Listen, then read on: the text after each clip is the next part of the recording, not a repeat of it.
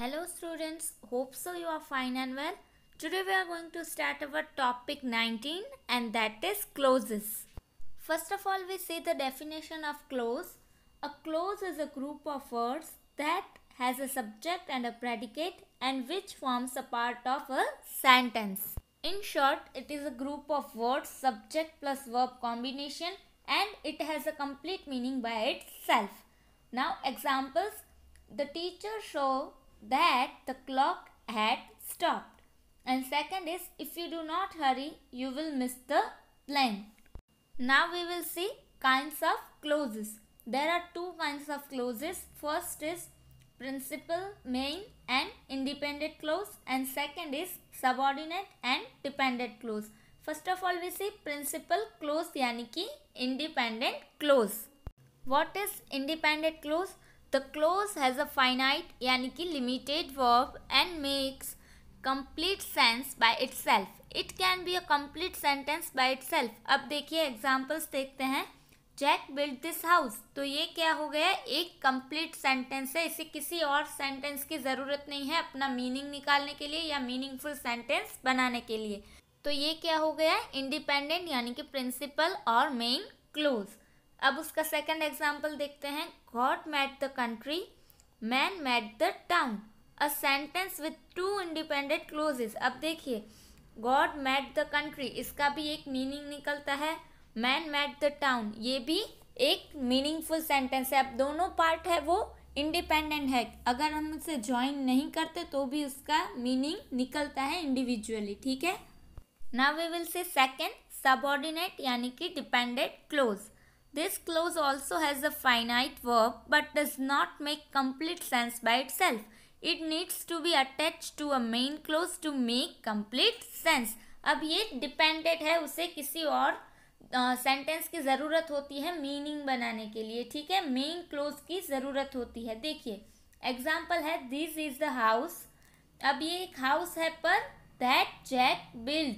अब ये हमारा मेन क्लोज क्या हो गया यहाँ पर? This is the house. अब देखिए दैट जैक बिल्ड उसका मीनिंग नहीं होता. जैक बिल्ड दिस हाउस वो एक इंडिपेंडेंट क्लोज बन जाता है, पर ये एक डिपेंडेंट है जिससे ज़रूरत है मेन क्लोज की यानी कि this is the house that Jack build. इस तरह लिखेंगे तो पूरा एक सेंटेंस बनेगा. तो इस तरह के जो भी सेंटेंस होते हैं वो डिपेंडेंट क्लोज होते हैं. ठीक है, उससे मेन क्लोज की ज़रूरत होती है. The subordinating clause in above sentence has to be attached to the main clauses if it has to make complete sense. अब ये हमने एग्जाम्पल देख लिया कि अगर हम मेन क्लोज ऐड नहीं करेंगे तो जो सबऑर्डिनेट क्लोज है वो मीनिंगलेस है. ठीक है, तो अब आप प्रिंसिपल क्लोज और सबऑर्डिनेटिंग क्लोज से फैमिलियर हो गए हैं. Now we will see next. Now the next is types of subordinate clauses. अब हमने सबऑर्डिनेट क्लोज देख लिया, डेफिनेशन एग्जाम्पल देख लिए. अब हम उसके टाइप्स देखेंगे जो है noun clauses, adjective clauses and third is adverb clauses. First of all we see noun clauses. A noun clause is a group of words that has a subject and predicate of its own and does not the work of a noun in a sentence. It can be the subject, object और complement in a sentence. अब ये क्या हो सकता है? Subject भी हो सकता है, ऑब्जेक्ट भी और कॉम्प्लीमेंट भी. It answer the question who और वॉट. अब वो किस चीज़ का आंसर देता है? हु और वॉट.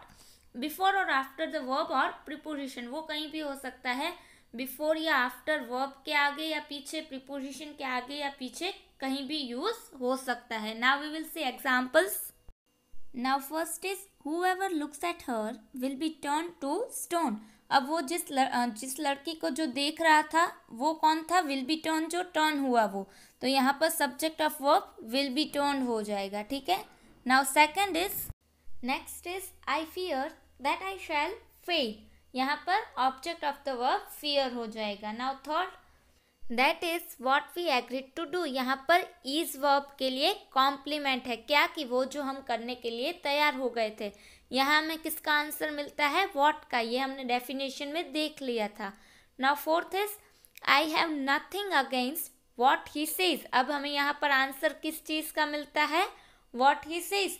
तो कॉम्प्लीमेंट किसके लिए होगा? प्रीपोजिशंस अगेंस्ट के लिए, प्रीपोजिशन अगेंस्ट के लिए. ठीक है. Now second is adjective clauses. An adjective clause is a group of words that he has a subject and predicate of its own and does not work of an adjective in a sentence. It qualifies a noun or pronoun in the main clause. वो क्या qualify करता है? Noun और pronoun. It usually begins with the relative pronoun. अब वो किससे start होते हैं? Who, whom, which, was और that से start होते हैं. जिस तरह सेंटेंस में एडजेक्टिव नाउन और प्रोनाउन को क्वालिफाई करता है, उसी तरह यहाँ पर क्लोजेस में एडजेक्टिव क्लोज है वो नाउन और प्रोनाउन को मेन वर्ब में क्वालिफाई करता है. ठीक है, इस तरह से आपको याद रख लेना है. Now we will see examples. First is the shopkeeper has brought the goods that you order. यहाँ पर क्या है कि उसने लिया तो सही, पर क्या जो तुमने ऑर्डर किया था. तो क्वालिफाइंग द नाउन गुड्स, यहाँ पर जो नाउन है गुड्स उसको क्वालिफाई करता है. Now second is the one who conducts the debate is the chairperson. तो यहाँ पर वो किसे प्रोनाउन को क्वालिफाई करता है, यानी कि one. Now next is I show the actress whom we met. ये आप सारे एग्जाम्पल देख सकते हैं. दैट, वो, वुम, उस सारे रिलेटिव प्रोनाउन से वो स्टार्ट होते हैं. अब यहाँ पर थर्ड में है वो नाउन है जो हमारा एक्ट्रेस उसे क्वालिफाई करता है. ठीक है. And the last type of subordinate clauses that is adverb clauses. What is adverb clauses? An adverb clause is a group of words that has a subject and predicate of its own and does not work of an adverb in a sentence. It modifies the verb in the main clause. अब देखिए adverb clause क्या करते हैं? verb को modify करते हैं main clause में.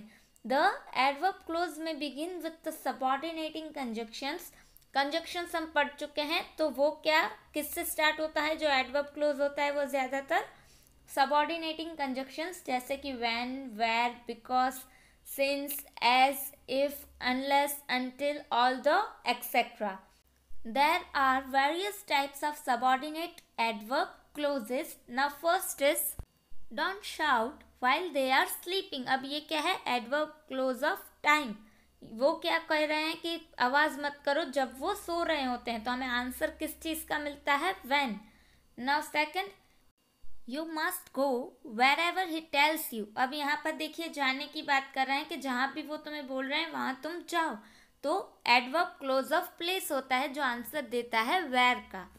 Now third is she looked as though she would faint. तो यहाँ पर क्या हो जाएगा? मैनर. तो यहाँ पर वो किस चीज़ का आंसर देता है कि how. Now fourth is although he heard the sound he did not get up. What is that? Adverb clause of concession. Now fifth is if he agrees we shall go. यहाँ पर देखिए अगर वो agree होता है तो हम जाएंगे. तो if यूज होता है तब ज़्यादातर कंडीशन होती है. तो ये क्या हो जाएगा? Adverb close of condition. Now sixth is he taught them so they wouldn't have to beg anymore. तो यहाँ पर क्या हो जाएगा? Purpose. And the seventh is He spoke so fast that no one could understand him. तो ये क्या होता है? रिजल्ट दिखा रहा है, तो एडवर्ब क्लोज ऑफ रिजल्ट हो जाएगा. And the last is he did it because I wanted to. यहाँ पर देखिए बिकॉज यूज हुआ है इसलिए रीजन होगा. तो एडवर्ब क्लोज ऑफ रीजन. जैसे इफ कंडीशन दिखाता है वैसे बिकॉज है वो रीजन डिस्क्राइब करता है. ठीक है. Now we will see exercises and the first is underline the noun clauses in the following sentences. Now the first is I wonder if the owner realizes the truth at all. अब देखिए I हमारा subject है और noun भी है यानी कि pronoun है. तो वो किस पे डिपेंड करता है? Noun clause. If the owner realize the truth at all, उस पे ये डिपेंडेड है. तो ये क्या हो जाएगा? हमारा noun close. Now second is The victim pondered over whom he should turn to for help. देखिए अब whom से रिलेटिव प्रोनाउन है इसलिए हमारा नाउन क्लोज क्या हो जाएगा? whom he should turn to for help. Now third is what the silly boys know doesn't impress me much. अब हमने एक्सप्लेनेशन में ही देखा था कि what और who है वो बिफोर और आफ्टर द वर्ब और प्रीपोजिशन यूज हो सकते हैं और वो किस चीज़ का आंसर देते हैं? who और what. तो यहाँ पर हमारा नाउन क्लोज क्या हो जाएगा, obviously what the silly boys know. Next, systematically note down whatever you have observed. अब यहाँ पर नोट डाउन क्या करना है, systematically whatever you have observe. तो हमारा नाउन क्लोज क्या हो जाएगा, second person of the sentence whatever you have observed. Fifth is the young woman still believes that people are really good at heart. अब देखिए जो young woman है वो अभी तक क्या बिलीव करती थी, तो हमें व्हाट का आंसर मिलेगा, that people are really good at heart. तो ये हमारा नाउन क्लोज हो जाएगा in this sentence. Sixth is I would make out that they were saying about me. यहाँ पर भी जो सेकेंड पोर्शन है सेंटेंस का वो हमारा नाउन क्लोज है। Now seventh is the good news is that the humble banana has won the fight. अब यहाँ पर गुड न्यूज क्या है, तो वो हमें क्या व्हाट का आंसर देगा, तो यहाँ पर that the humble banana has won the fight, ये हमारा नाउन क्लोज हो जाएगा। Next, the manager decided that she would buy the machine. अब मैनेजर ने क्या डिसाइड किया, तो हमें व्हाट का आंसर मिलेगा, that she would buy the machine. तो ये हमारा नाउन क्लोज है। Now next, do you know that 37 of our clan have been wrongly arrested. तो यहाँ पर भी डू यू नो क्या तुम्हें पता है, तो व्हाट का आंसर मिलेगा। And the last is everything depended on how much the girls new. अब सब कुछ है वो डिपेंडेड किस में रहता है, how much the girls new, इसलिए हमारा नाउन क्लोज हो जाएगा second portion. Now we will see exercise 2. Underline the adjective clauses in the following sentences. Now the first is these are the girls who were waiting for you. अब हमने explanation में ही देखा था कि it usually begins with the relative pronoun who, whom, which, whose और that। जो adjective clauses होते हैं वो इस तरह के relative pronoun से start होते हैं। तो यहाँ हमारा adjective clause क्या हो जाएगा, who were waiting for you. Second is Hrithik wrote the essay which won the prize. अब यहाँ पर जो एडजेक्टिव क्लोज है वो विच से स्टार्ट हो रहा है, तो हमारा इस सेंटेंस में एडजेक्टिव क्लोज होगा which won the prize. Third is he is the one I was speaking about. तो यहाँ पर क्या हो जाएगा, आई वॉज स्पीकिंग अबाउट हमारा एडजेक्टिव क्लोज हो जाएगा। Fourth is it was the reason where miracles were in abundance. तो यहाँ पर देखिए रिलेटिव प्रोनाउन वेर से स्टार्ट होगा, तो जो पीछे का पोर्शन है वो हमारा एडजेक्टिव क्लोज का पार्ट हो जाएगा।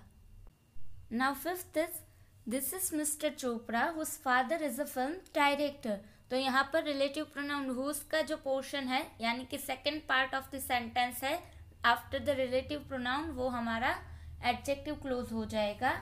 Now sixth is we walk through the hallways which were decorated. तो यहाँ पर विच वर रिचली डेकोरेटेड हमारा एडजेक्टिव क्लोज हो जाएगा।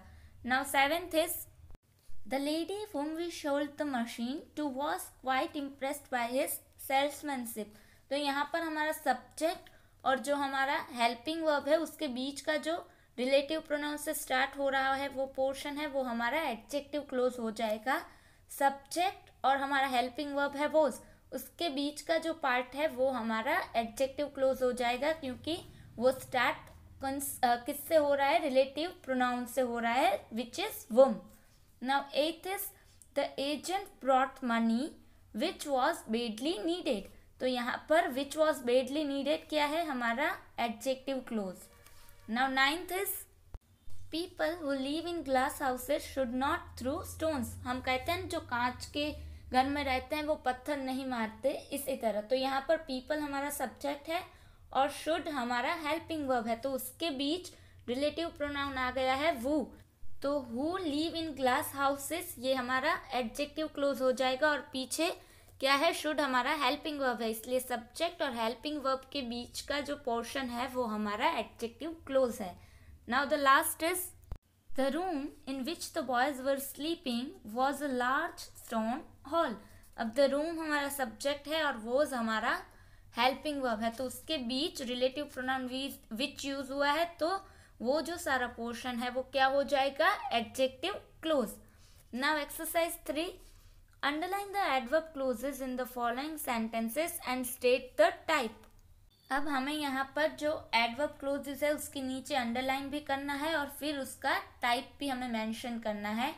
We will see first, we have to do much before we redeem the pledge. अब यहाँ पर देखिए बिफोर क्या है, हमें टाइम डिस्क्राइब करता है, तो ये हमारा एडवर्ब क्लोज हो जाएगा और साथ में हमें उसका टाइप भी मेंशन करना है, तो हम लिख देंगे एडवर्ब क्लोज ऑफ टाइम. एक सेंटेंस मैंने आपको एज एन एग्जाम्पल डन करवा दिया है, बाकी के जो सारे सेंटेंसेस है वो आपको एज अ होमवर्क कंप्लीट करने हैं. We will meet in next video with new topic. Till then stay happy and stay healthy at home. Good bye.